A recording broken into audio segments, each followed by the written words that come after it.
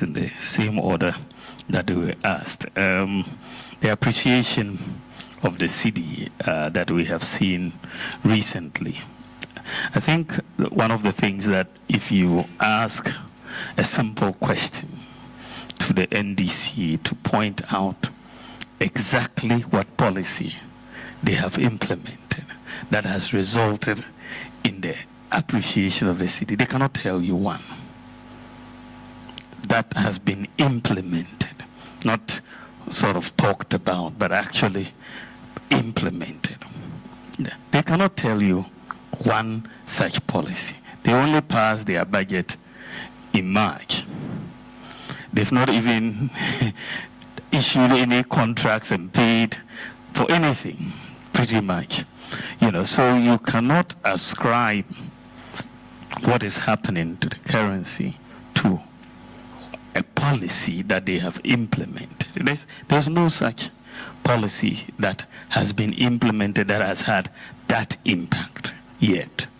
For me, we had anticipated the impact of gold in this economy. I talked about it when we got into dire straits in 2022. And I said that when you look at Ghana being the largest gold producer in Africa, our reserves of gold at that time was 8.7 tons. You look at US, they have 8,000 tons. UK, over 2,000 tons, same with France and so. Confidence in your currency, because people know whenever, because the gold, why I went for gold, is that you don't need to export to get gold. You need to export cocoa to get foreign exchange, timber, oil. You need to turn it abroad. But as for Ghana, you just need to dig it or pay for it with cedis. So it was a much easier way to do it. And so we started the gold purchase program. And in 2 years, Bank of Ghana had bought $5 billion worth of gold. 5 billion.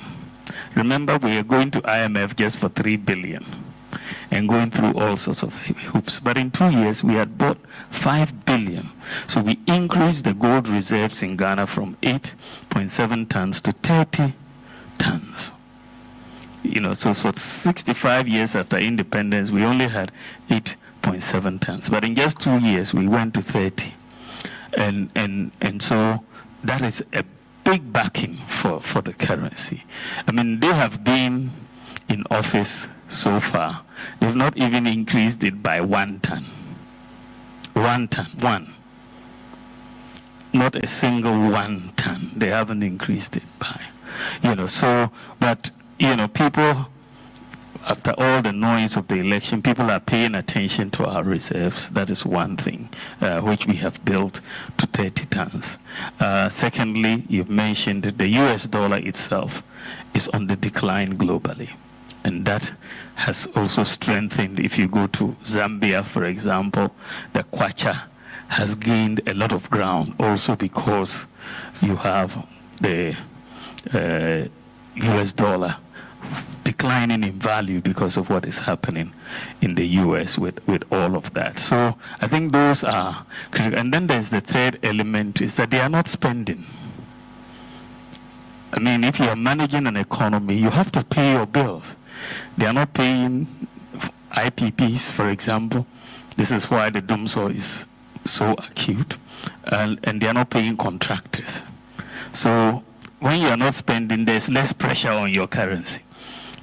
So those are some of the reasons why you are seeing an appreciation of the currency. But if you look at it, if we had not instituted the gold purchase program as well as the gold for oil program, our economy would have collapsed. It would have. Where would we have gotten $5 billion just, to support the economy? You wouldn't have gotten it. So I believe that it is clear that what we put in place, and I believe this is going to be there for a long time, what we have put in place should help us maintain stability in the currency. But we'll see how they manage it going down the road. David talked about the Council of Elders and how they are hurt, they've not felt recognized, and no reward for loyalty, and they've been